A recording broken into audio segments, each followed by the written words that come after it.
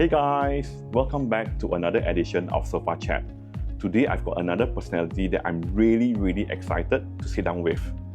He is inspiring, super talented, and most of all, very genuine.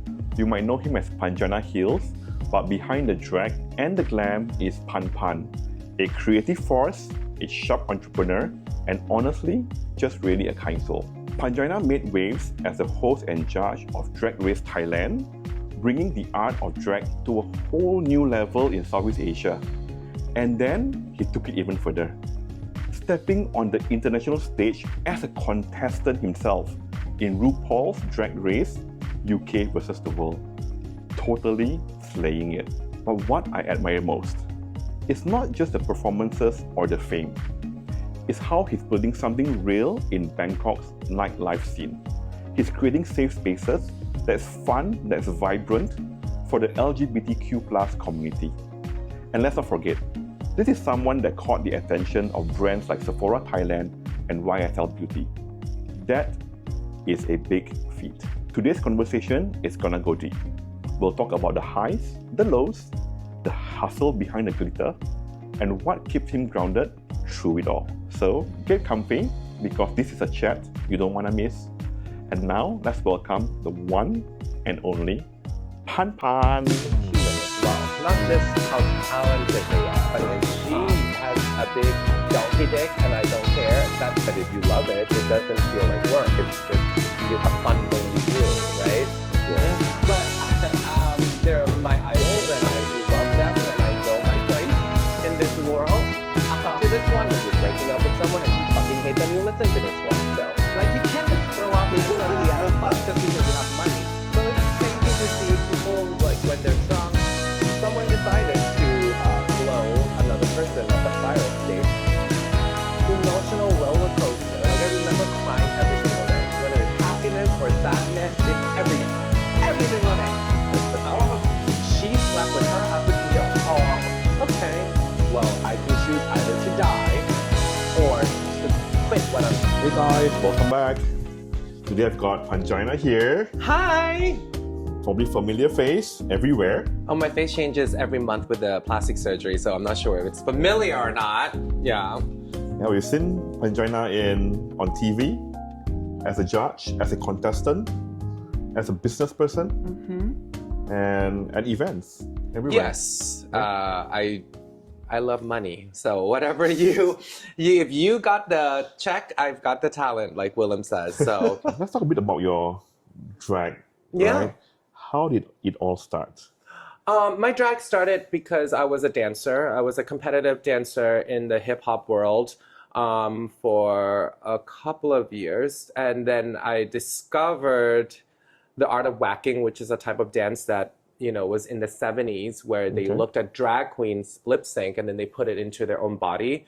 And with that dance background, I've always fallen in love with drag anyway, when I go to cabaret shows, because it takes you to a place of fantasy and it takes you to somewhere where you don't forget your troubles. And I love that. The fact that you can take some people out of their ordinary, boring, hurtful, painful life and take them to a place where there's no sadness. I love that. So one day when I got to lip sync and perform and I saw the power and the strength in this art, I was really inspired also with the show RuPaul's Drag Race, and I saw Angina. And so I kind of combined everything together, my dancing ability and my whacking ability, and started performing. And so that's how it started.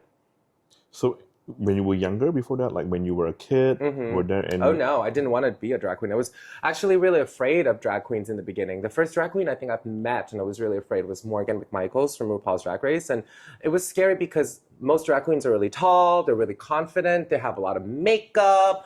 And as someone who used to be overweight, someone who was very soft-spoken, self-hating Asian person in a cultural shock when I went to America, I couldn't relate with that. And I couldn't understand that because I did not have that. And usually as a person, you don't like what you don't understand. Okay. So in the beginning, I didn't like drag queens. And then I found out more, it's an art form that can teach you so much about yourself. and make you love yourself even more. Even the nastiest, craziest parts of you that you don't accept, one day you'll find ways to negotiate it. Who were your mentors along the way? Who are my mentors? Oh my God. Well, definitely Princess Lakaru, who is my whacking teacher. You know, there's Lady Gaga. Does that count? Because, I mean, what she does for the queer community is just, you know, nonstop inspiring to me. We all are assigned divas. So my diva, I think, is Mariah and Gaga, for sure. Yeah. But I think we can learn so much from strong women. And that's why I love being a drag queen, because I love women. Okay. I love those attributes that make a woman. And in society, a lot of people view femininity as a weakness. And for me, I don't. I view it as a strength. Yeah. So when you perform, let's say Mariah or Gaga, is it because of what you just mentioned, you know, looking at them, looking up to them, or is it also because you kind of like their kind of performance style? Both. Yeah. I mean, no one's going to outsing Mariah, ever. And I just absolutely love her, that she's a powerhouse legend, icon, cutthroat, shady. You know, like she's so freaking shady. I love watching videos of her like throwing shade flawlessly, right? But yeah, I think I love what makes them human as well, not just how talented they are. With Gaga as well, because she's really funny and she has a big donkey dick. I have a really big donkey dick. And I don't care. That's the best thing she's ever said. And I was like, this is so funny, and heals me into so many ways. Like when I'm having a bad day, I can turn on a Mariah song and just be okay, or a Gaga song. And they've got so many types of music that on a good day you can listen to this one, on a bad day you can listen to this one. When you're falling in love, you listen to this one. When you're breaking up with someone and you fucking hate them, you listen to this one. So there's so many, you know. Okay. But their art is just so healing, you know. Okay. Yeah, I do a lot of things actually. Currently club owner of the House of Heels, Beef, Rush, Silver Sand. I'm opening 2 more bars by April, and venturing into hotels next year. Oh, wow. Yeah. That's a lot on your plate. I know, but it's exciting. I love doing things I haven't done before. And, you know, as someone who was an artist before and still is considered, but I've always been really afraid to venture into business, because I've always had that mentality of just like, I can only do, you know, one thing. And then I realized, like, when you don't put like a limit on yourself, you're able to handle a lot more than you are able to. Yeah. Or you thought it was possible. Yeah. Yeah, the things that you do is impressive. I think for me, like, it's so important to create a home for people. Like at the House of Heels is for people who appreciate the art of drag, right? Yeah. And then for Beef is, you know, in the beginning, it started off to cater to bears. Because my manager is the Queen Bear of Bangkok. And so obviously Kevin, he, you know, was very instrumental in making Beef come to life. Sure. And obviously with Rush is for, you know, gay men who want to explore like that darker, sexy side. And Silver Sand is a bar that just, you know, is more for baby queens, new queens, queens who are like coming up. And so it's giving a platform and a home to different people of different niches. Yeah. Yeah. So, yeah, what's your philosophy in business today? Looking that you've built all this and they're all very successful, right? I mean, of course, if there's money, there's Pangina. But when you set up a business, that's what you said earlier. Well, true. But when you set up a business, what's your, like, you know, your thought behind it, that making sure that the business will, you know, make sure that it goes through and... Well, that's a very big question. I think one thing a lot of people, and, you know, the thing that a lot of us struggle with is a lot of people don't understand art. And when they don't understand how to equate art to money, lots of people take advantage of that. For example, when I was a dancer, people would be like, oh, just come and dance and we'll pay you whatever you want to pay me. I'm like, no, motherfucker, you're going to pay my rate. And a lot of people sometimes, when they're loving what they do so much, they have to not forget that what they do is important enough to be equate to the money. And they need to know their worth. because otherwise people will take advantage of you. And so with every business, sometimes it's better to say no than say yes to everything, because you're adding value to yourself. You have to really invest in yourself. And bitch, my drag is expensive. Like, I have dancers, makeup artists, hair, like everything needs to come together. And that doesn't come lightly. Sure. Every single artist that I work with around me, it's a collaboration of artists, you know, dancers, everything. It takes money, it takes time, it takes a lot of passion. And so if people don't understand what you do and they don't know that it's worth something, why should you give them your worth of time? And when it comes to running businesses, I think it's really important that you need to have a team of people you trust, and you really have to think that you're like getting on a boat together with a group of people that you are taking on a journey with, right? And obviously there's storms and there's, you know, good days and bad days, but at the end of the day, are the people coming to your club having a good time? Are they, you know, and it's not easy working in the nightlife industry, because lots of people sometimes get drunk, and you just have to kind of make your peace with it a little bit. Okay. Yeah. What was the biggest challenge you had so far? Oh, girl. There's so many. I mean, honestly, at this point, most of me and my, like, people I work with can, like, seriously, like, write a book of, like, what happened in nightclubs. Like, there's so many experiences. Like, one time, one girl got really drunk, and then she stepped into her friend's leg with her high heel shoe, and then we could see her bone. And then her friend was like, "Oh, she's such a drama queen." I'm like, "No, your friend needs to go to a hospital because you were drunk and you stepped on her with your fucking stiletto." So that happened. God. Yeah. And then there was a group of girls, I call them the power slut girls, who was very entitled, very rude, kept up coming on stage. One of them asked me, I lost my in the nightclub. I'm like, number one, I'm the owner. You're not supposed to have don't encourage this shit. And number two, you're asking me where to find your what the fuck? And then the third one decided it was okay while I was performing to come up on stage and almost punch me in the nose because she wanted to perform herself. So that was a wild night. That was a wild night. So many experiences like this, or, you know, people throwing up. Oh, this is part of the power slut girl group too. She said she threw up at the table, and her table's like in front, so everyone saw her throwing up at the table. Then she proceeded to say, "I have money. I can throw up however much I want." And we were like, bitch, this is not a throw up buffet. Yeah. Like, you can't just throw up endlessly at a club just because you have money. So it's crazy to see people, like, when they're drunk, and be like that. Those are some of the experiences. And I mean, this happened pretty recently where someone decided to blow another person at the fire escape. Oh, is that...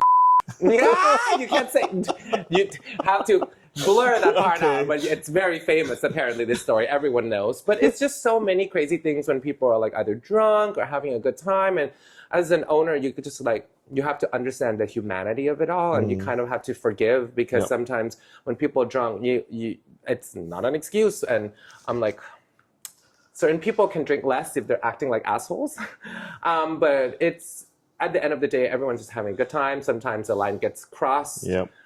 Something that we do not tolerate, though, is physical violence at all. You will be fucking banned.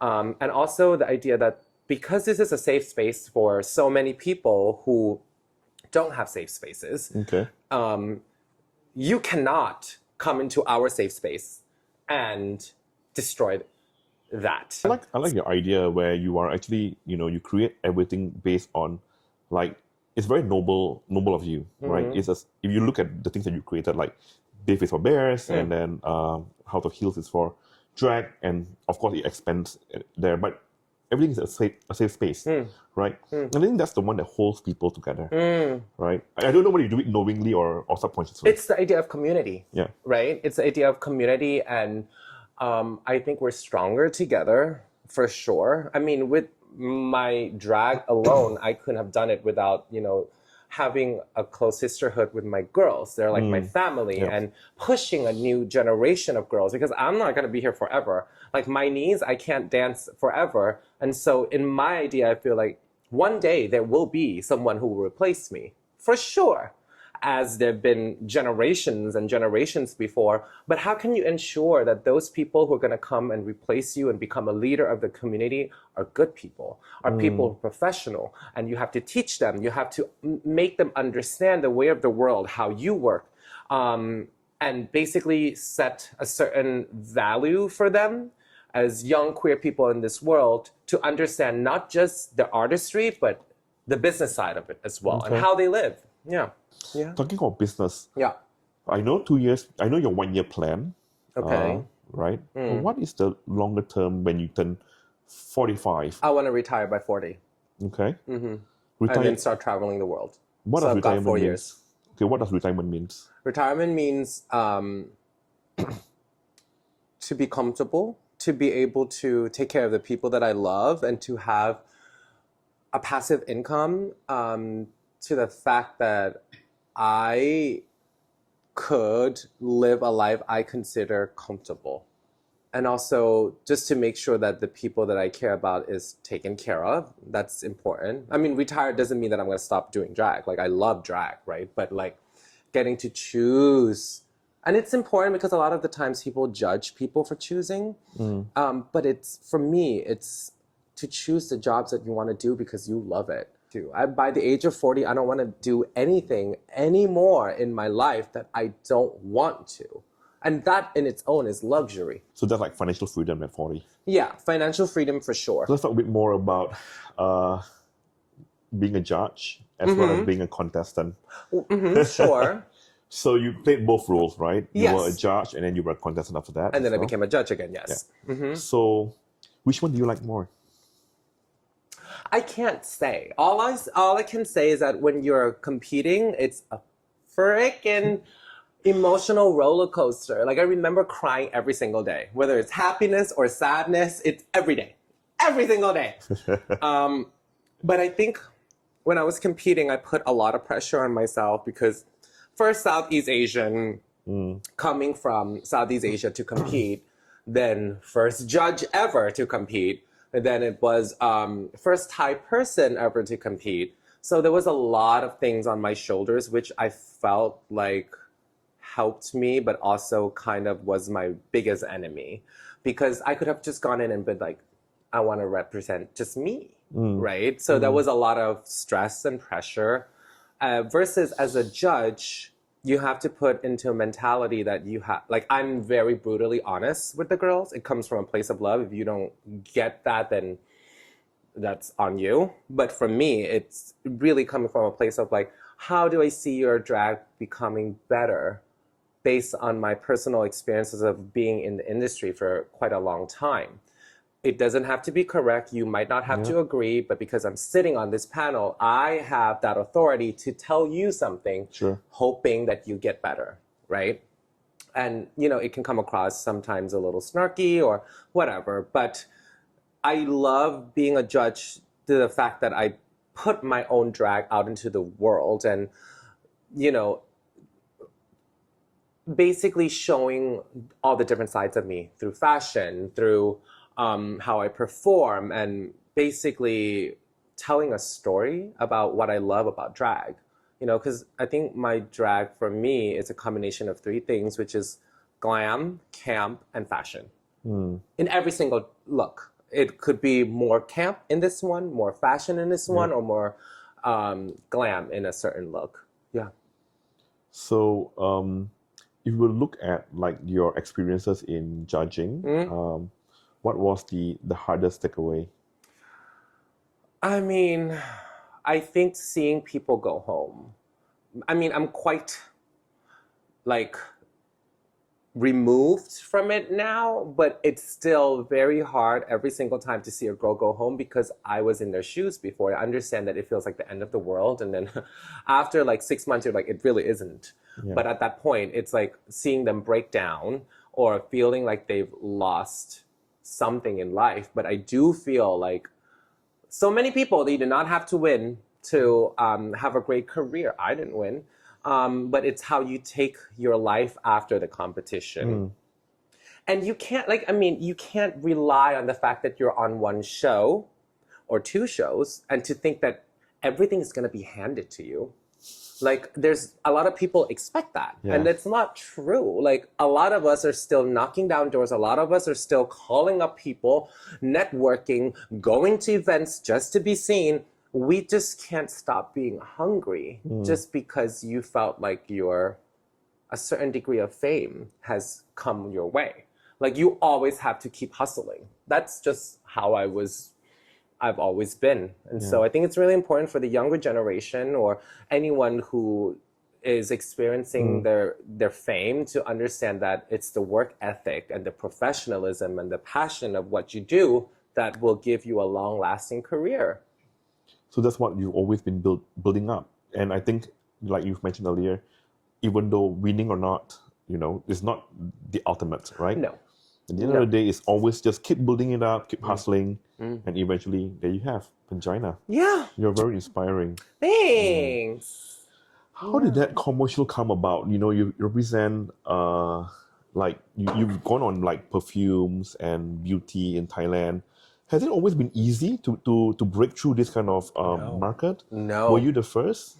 I don't know if I'm the first, but I think there are figures who are trailblazers in Thailand, and I look up to them. For example, P. Woody, or Luket Metheny, or P. Cindy Bishop, and P. Boy Tishada. So there's so many people who inspired me as trailblazers who've done something where it's never been seen before, because thankfully the world has changed, and now, drag queens are owners of makeup brands, and they're being endorsed by, all the brands you can think of. But back then it wasn't. Yeah. Really inspiring to see that. And it comes from you. And I was telling my friends and all, this is the brand. This is the one Pangina uses. Thanks. Yeah. Oh, the YSL? Yes. Yeah. Yes. Yeah, I think it's, for me, it's so important. Like, I think 2 years ago, I was the face of Sephora. And what's important to me was queer people seeing my face at every Sephora in Thailand, because then it should be something normal. I don't even want to use the word it normalizes queer people, but it's visibility. Visibility is so important because a person who is queer as well, seeing themselves in the world, would allow themselves to know that they're valid, will allow themselves to be like, I have space in this world. Or they could see that there's nothing wrong with it. There's nothing wrong with me being a guy putting on makeup, and it's on an ad everywhere. That's so important. I think, being a drag queen and being on billboards, it's very important. Like, I've been on, I think, a couple of times, and like the big ones at the airport, and I see like my face as a drag queen. I'm like, fuck yeah. It's not about the vanity thing. It's not about the ego thing, but it's about, for me, a kid seeing that and they're like, okay, I might be gay, but that's fine. Yeah. Or I might be a drag queen and that's fine. And that's good for my soul.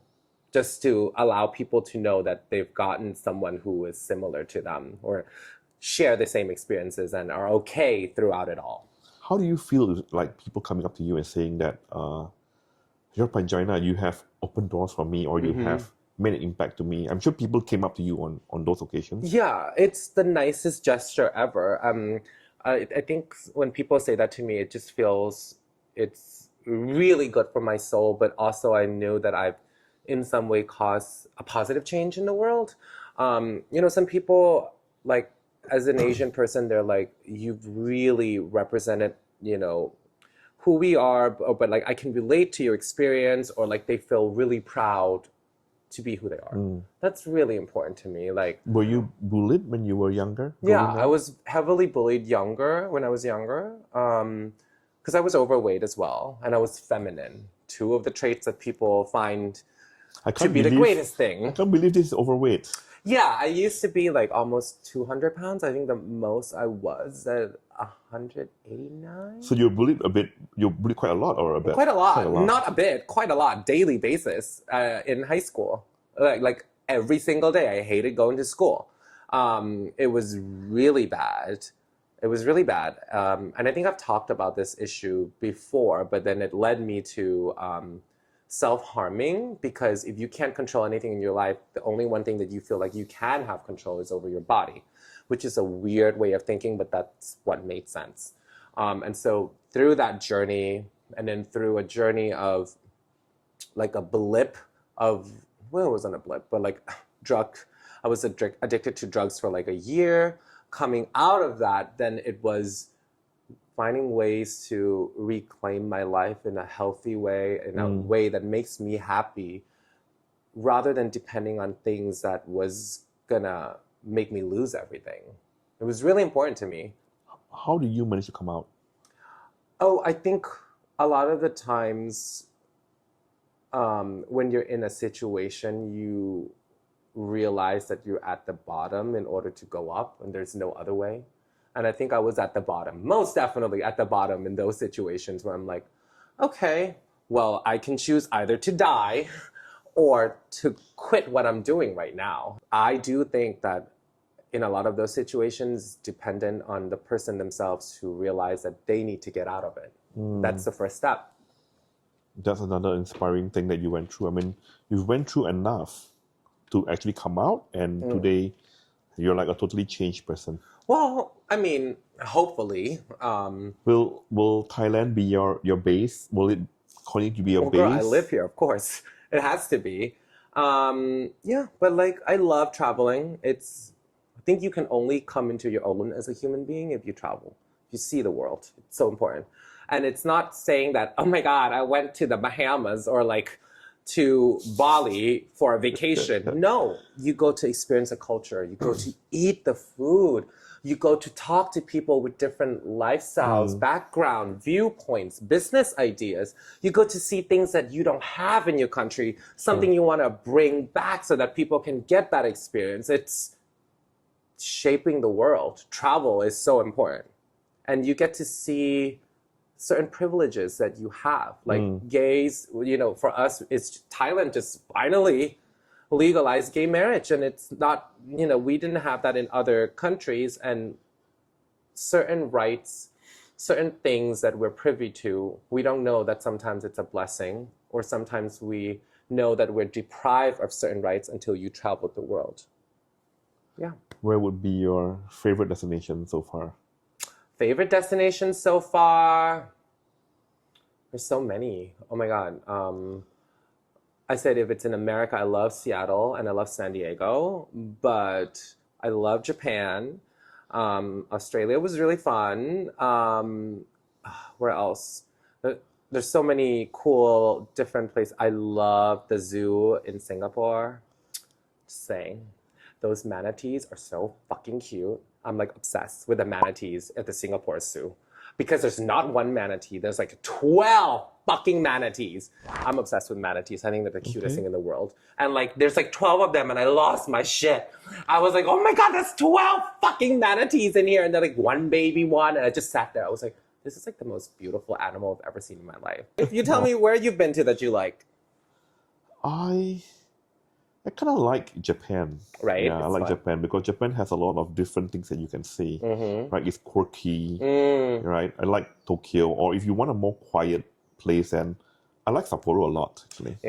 Yeah, because I could just like chill, play with snow, eat good food. Have you tried the curry? The curry is good there. The curry there is awesome, and so is all the fresh prepared food, like the seafood. Oh my God, it's so good. Oh yeah, that one's good. Yeah, you say I'd like a real gang, and it's like so local, and they get the food from like the fresh ingredients, and it's just the best. And the beer, oh my God. I know I'm like gay, I'm not supposed to drink beer, but it's like so good. Like cold weather, have beer, and then you go on the onsen. Oh yes. We had that. We had this hotel, normal hotel, not fancy and all. And then the nice thing is that it has a rooftop with an onsen on top. And then when it snows, you're like literally naked. And then you go to the onsen and it snows. Oh, it feels so nice. It was amazing. I would just go back. I would stay at that hotel. It's like, you just can't buy anything else with them. I mean, like, wow, it's amazing. That was just amazing. So I really like Sapporo. Yeah. But if I want a bit more quirky times and all, then I'll just go to Tokyo. To the city. Yeah. Yeah. I think the person that you're going to spend the most amount of time with in your life is yourself. Yes, true. And you don't need to share every part of who you are, because sometimes you need that time to just be with yourself and talk to yourself and understand yourself. I think the hardest person in my life to understand is myself. Let me just tell you that. When people are like, you're annoying, I'm like, bitch, I know. I'm like, I'm very aware. And a lot of the times we don't take care of ourselves. Agree. Sometimes if you need to shut off your phone in order to be okay, you do that. You do not need to owe anyone any explanation. Everyone has an introverted side to them. Everyone sometimes need to heal with whatever they're going through, and you do not need to explain to anybody. And I believe in that. My phone is always on do not disturb mode because I need to take care of myself. I like that part about taking care of yourself. Yeah. You do not need to be forced by some of your friends to come out when you don't feel like it. You do not need to put on a smile to go out when you don't feel social. We need to take care of ourselves first. What do we do in order to, when you go to bed, you look at yourself in the mirror and be like, I love this person. I want to spend time with this person before you want to spend time with other people. I like that. Yeah, it's something that I've been looking at over the past 2 years or so. Self-care. Yeah. I think it's something that we never really looked into before. Right. It's not something a lot of not a lot of things we talk about, right? And also I feel like we owe too many explanations to people. And sometimes people force us, like I said, into situations we don't want to do. Don't fucking do it. And be unapologetic about it too. True. You do not need to, when your friends are all partying at 2 a.m., be like, bitch, come fucking out. I'm like, I'm in my pajamas. I don't need to. I don't want to. Yeah. Or because at this point, we all just need to be more understanding and empathetic of other people and know what they need sometimes, you know? That's a good takeaway. Yeah, I like that. People don't care if you're having a bad day when you're performing. You're there to entertain people. You're there to make people happy. Whatever shit you have going on needs to stay in the dressing room. Because they did not pay money to come and see you be sad. I know my profession as a drag queen is to make other people happy. And it's true that in order to give happiness, you yourself have to be happy. And that's why I'm very serious about, mental health and knowing what's good for me. But at that moment, when you're in makeup, I just think that I'm no longer Pan. I'm Pangina. And Pangina is always going to be giving people happiness. And so it's not only my duty, but an essence of what Pangina is to not focus on the negative and just to make people have a good time. Yeah. Very professional. Yeah, I take my job very seriously. I'm not gonna go up to a person and be like, I just broke up with my boyfriend, because I'm trauma dumping then. I don't need them to be in the situation that I'm in versus, you know what I mean? That's not fair. I don't think it's fair. You come out on a good night, and if I'm a drag queen and I suddenly be like, hey, I'm really sad today. The fuck? That's not cool. That's not an experience I want you to have. So I leave that at home, or I leave that in the dressing room. Okay, we're coming close to the end of it. Yeah. Now, the question I have is just simple. Teach us some Thai words. Teach you some Thai words? Yeah. 1 or 2 Thai words that we need to learn. That is beyond the Sawadee Cup and the Kakun Cup. Okay. Idok Tong. Idok Tong. Oh, that's a very good pronunciation. That's good. I always love that word. It translates to you golden flower, but it's such a queer term in our culture. It's like, you fucking bitch. It's the same thing. Idok Tong. Or she slept with her husband, Idok Tong. Or she is dancing on the table, Idok Tong. You always use it. Idok Tong. Yes, very good. Very good. You golden flower. Just remember you golden flower. Same. So, thank you again. Thank you. For this Sofa chat. Oh, yeah, of course. It's You're amazing. welcome. Yeah, really I'm appreciate glad. that. I'm glad. Yeah. Got to know you much deeper. Yeah. Yeah. Different level. Yeah. Idok Tong. Idok Tong. I love. I love it. Thank you. Thank you. Thank you guys. We'll see you guys again. Bye. Bye.